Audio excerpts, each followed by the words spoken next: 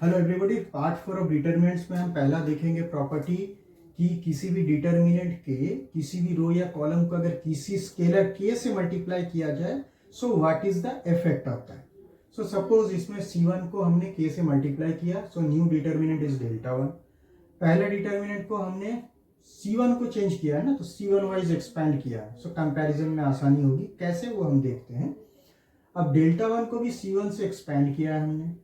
सो क्या है, डेल्टा 1 का जो एक्सपेंशन है इसमें देख रहे हैं हम के अगर कॉमन लेते हैं तो this becomes exactly similar with the delta.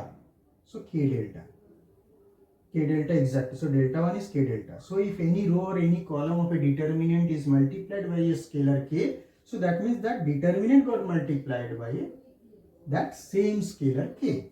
So for division it is divided by the same scalar. अभी हम लोग एक प्रॉपर्टी देखेंगे जो कि बहुत ही यूजफुल है, जो कि एग्जाम में ये प्रॉपर्टी यूज करके एक ना एक क्वेश्चन रहेगा ही।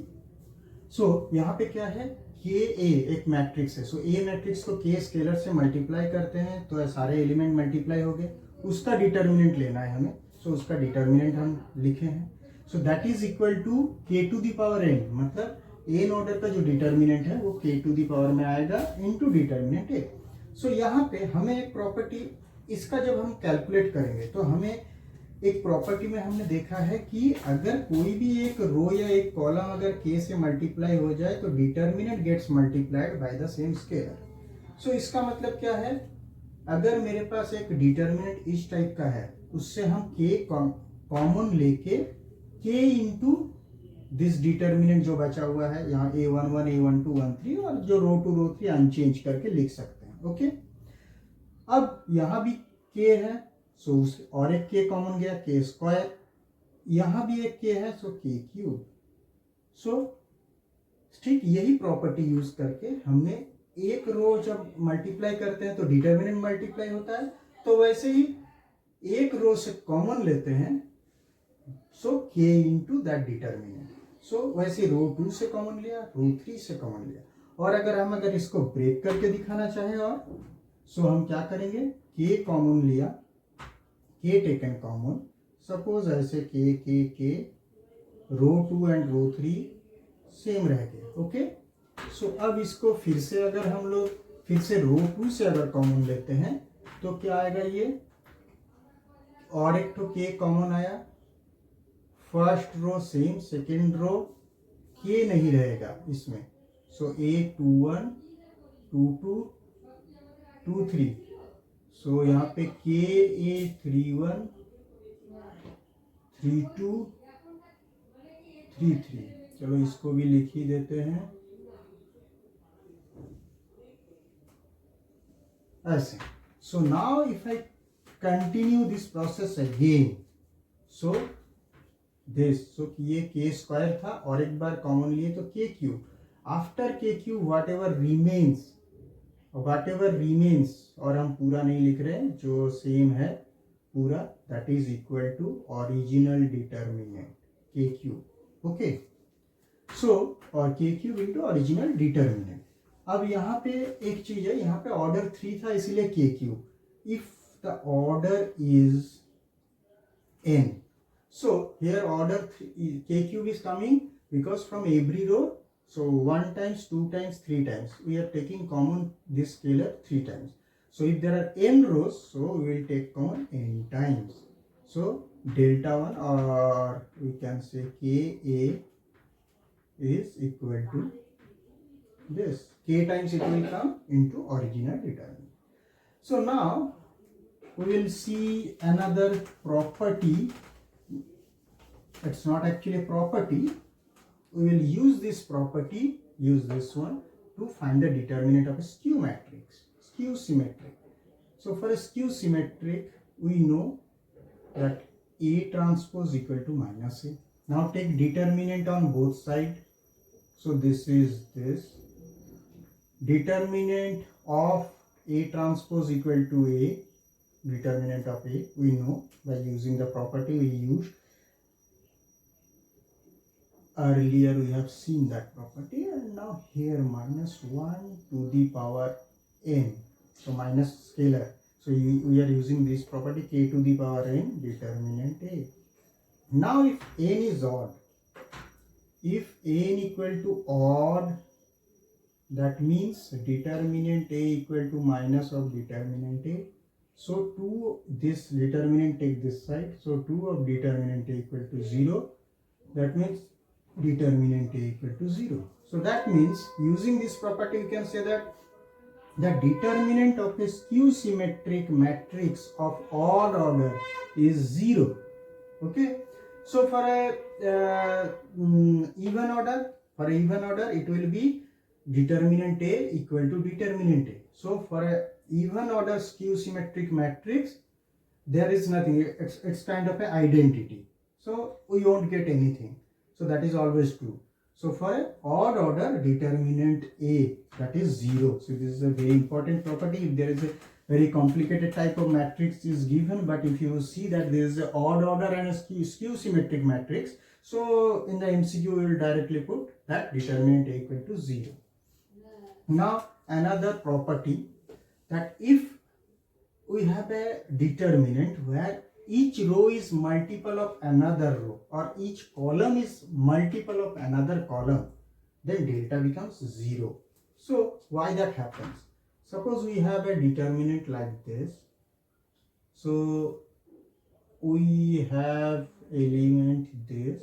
So here we are we multiply C2. We multiply C2, or we have a determinant where C2 is multiple of, suppose what? C2 is multiple of another column. So suppose this is A11, 1, 2, 1, 3. So this should be multiple of C1. So 1, 1, 1, 2, 1, 3. Okay. This remains as it is. Now here we expanded along C1, but again depending on our need we will choose to expand along a particular row or column. So now here no expansion is needed at all, because from C2 we can take K common. Okay, so A11, 1, 2, 1, 3. This is 1, 1, 1, 2, 1, 3, 1, 3, 2, 3, 3, 3. So here C1, C2 is identical. So this is K into 0, as C1 equal to C2, or C1, C2 identical in words we can write. So K into 0. So delta. So if any row or column is multiple, simple multiple or scalar multiple of any other row or column, then delta becomes 0. So this is also a property. Or another property, we will not going to prove that one. So because अगर हम लोग इतना proof करेंगे तो उसमें time बहुत चला जाता है, और उतना प्रूफ की आप लोग को जरूरत भी नहीं है, जस्ट प्रॉपर्टी यूज करना है. सो कोई भी इसको एक एग्जांपल से लिख रहे हैं, सपोज 1 2 3 5 6 8 1 0 1. ओके, ऐसा है कोई भी एक determinant. So this is equal to, क्या होता है, कोई भी एक रो या कॉलम को अगर हम चेंज करते हैं उस रो के साथ प्लस या माइनस कोई भी अनदर. सो सपोज इस रो के साथ, इसको थोड़ा बड़ा करके लिखते हैं,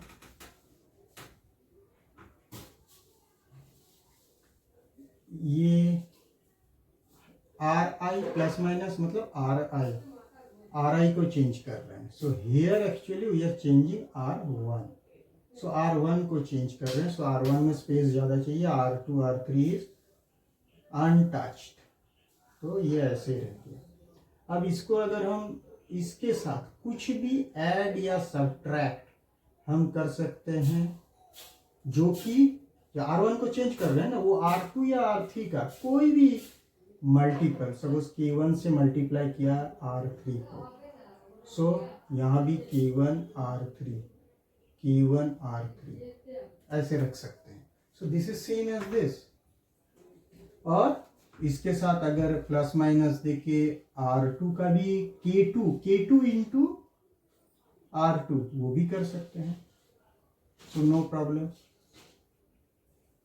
सो वैसे ही अगर स्केलर मल्टी कोई भी रो या कॉलम को हम अगर ऐसे चेंज करें कि that row is value of that row plus minus scalar multiple of another row plus minus scalar multiple of another row, if thus any row is changed like this then actually determinant same ही रहता है। Okay, सो ये operation इस ये equal to ये हम लिख सकते हैं। ओके, अब रो R3 लिख रहे हैं मतलब एक्चुअली R3 का कॉरेस्पॉन्डिंग वैल्यू लिख रहे हैं। सो अब इसको अगर थोड़ा और करेक्ट वे में हम लिखें, so actually corresponding value, so plus minus K1 into R3 था मतलब 1 मल्टीप्लाई किया, यहाँ K2 R2 मल्टीप्लाई किया मतलब कॉरेस्पॉन्डिंग एलिमेंट, सो यहाँ 0 मल्टीप्लाई किया, यहाँ 6 मल्टीप्लाई किया, यहाँ 1 मल्टीप्लाई किया, यहाँ 8 मल्टीप्लाई किया। ओके, सो इस हिसाब से हम लोग जब प्रॉब्लम सॉल्व करेंगे तो ये प्रॉपर्टी हम लोग देखेंगे कि बहुत यूज हो रहा है। ओके, नाउ ये इसका कोई प्रूफ हम लोग इसका भी नहीं देंगे, जस्ट प्रॉपर्टी यूज करेंगे कि मॉड लग रहा है बट ये हम बोलेंगे डिटर्मिनेंट। ओके, क्योंकि इस चैप्टर में एज ए डिटर्मिनेंट यूज कर रहे हैं, बिकॉज अगर हमें कोई बोले this -2 is equal to 2 when this is a modulus or mod function or absolute value function, तब इसको mod बोलेंगे। बट अगर determinant of -2 when this is dt, so value is -2। Okay, ये एक डिफरेंस है। और अब हम लोग ये याद रखेंगे determinant of A B is equal to determinant A into determinant B. हम लोग अगर कैलकुलेट करना चाहे कैलकुलेट करके देख सकते हैं, left hand side right hand side both will come equal. Okay, अब एक सिंपल प्रॉपर्टी अब हम लोग देखेंगे, लास्ट प्रॉपर्टी डिटर्मिनेंट्स की। सपोज एक हम यहाँ पे ए बी सी वैसे ही लिखते हैं, A B C, A1 B1 C1 लिखते हैं, इसका हुआ A2 B2 C2, this is A3 B3 C3। सो इसके साथ सपोज K ऐड है, सो ये प्रॉपर्टी क्या कहता है, अगर कोई भी कॉलम या कोई भी रो में अगर एलिमेंट ऐसे हो, जैसे यहाँ पे C1 में एलिमेंट ऐसे हैं जो this is sum of 2 other elements, यहाँ पे अगर सपोज K1 है, K2 है, K3, these are sum of 2 elements, तो हम क्या करते हैं, पहला एलिमेंट लेके एक डिटर्मिनेंट लिख सकते हैं, A1 A2 A3, बाकी C2 C3 में तो कुछ एडिशन था नहीं, अनचेंज, प्लस और एक डिटर्मिनेंट जिसमें सेकेंड जो एलिमेंट है उसको हम एज ए फर्स्ट कॉलम लिख सकते हैं। So this can also be easily proved. I will give you the just a little bit clue. Now you complete this proof. So here we will expand along C1. So this into determinant of this means this into corresponding cofactor of this position, this into corresponding cofactor, this into corresponding cofactor. Now separate A1 into cofactor plus K1 into same cofactor, A2 into cofactor, A3 into cofactor, K2 into K3. So just break it. Now A1 into cofactor plus A2 minus, sorry, A1 into cofactor plus A2 into cofactor plus A3 into cofactor, keep it in one bracket, that is equal to this. K1 into cofactor, K2 into cofactor, K3 into cofactor in second bracket, that comes is this. So in this way we can prove this property. Okay. So if any column or any row is sum of 2 elements, only one row or one column, so that row or column can be broken. Along that row or column we can break the elements and we get 2 different determinants. Okay. So all the properties are covered. Thank you.